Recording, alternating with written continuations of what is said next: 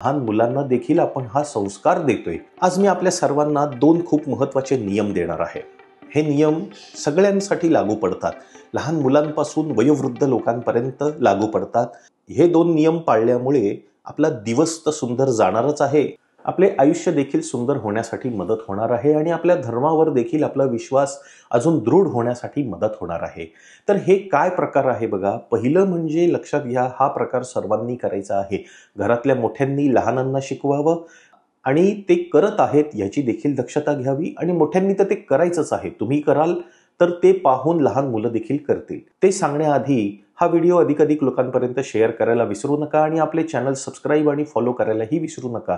असे व्हिडिओ आपल्या चॅनलवर नेहमी वारंवार येत असतात आणि याबद्दल काही शंका असेल तर खाली कमेंटमध्ये जरूर विचारा, आवर्जून विचारा। पहिला प्रकार, जेव्हा आपण जागे होतो त्यावेळेला आपले दोन्ही हात असे समोर धरावे, पूर्ण जोडून घ्या किंवा थोडं अंतरही ठेवा आणि असं करून सकाळी उठल्यानंतर पहिला मंत्र म्हणावा, तो स्क्रीनवर दिसत आहे बघा। कराग्रे वसते लक्ष्मी, करमध्ये सरस्वती, करमूले तु गोविंद, प्रभाते करदर्शनम। असं म्हणून आपले जे दोन्ही हात आहेत ते एकमेकांवर चोळावे, आपल्या डोळ्यांना लावावं, आपल्या छातीला लावावं आणि आपल्या डोक्यावर ठेवावं। ह्यानंतरचा दुसरा प्रकार अजून एक, हे तर झालं उठल्यानंतरचं लक्ष्मीला, सरस्वतीला आणि भगवंताला म्हणजे गोविंदाला, कृष्णाला, विष्णूला आवाहन केलं, त्यांचं स्मरण केलं आपण सकाळी उठल्या उठल्या। ह्यानंतर आपण जमिनीवर पाय ठेवणार आहोत, त्या जमिनीलाही आपण नमस्कार करायचा आहे।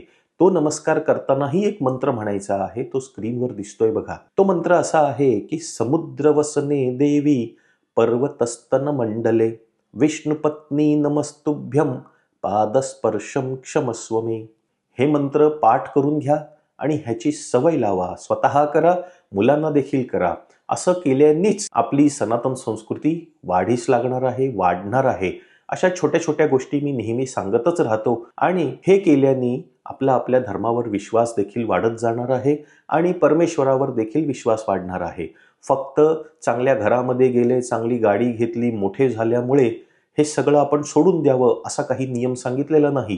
हे सर्व फॉलो करूनच आपण पुढे जा, आपली प्रगती करा। हे केल्याने देखील परमेश्वर आपली मदतच करणार आहे, आपल्या सोबत राहणार आहे आणि आपल्या पोरांना, लहान मुलांना देखील आपण हा संस्कार देतोय। ह्याची सवय आपण सर्वांनी करावी, हे सर्वांनी करावं, हे मी निक्षून सांगतो, वारंवार सांगतो। तर हे करायला आत्तापासूनच सुरुवात करा आणि हा व्हिडिओ अधिकाधिक लोकांपर्यंत शेअर करा, जेणेकरून सर्वांनाच या गोष्टीची मदत होईल, परमेश्वराची कृपा प्राप्त करण्यासाठी मदत होईल। धन्यवाद।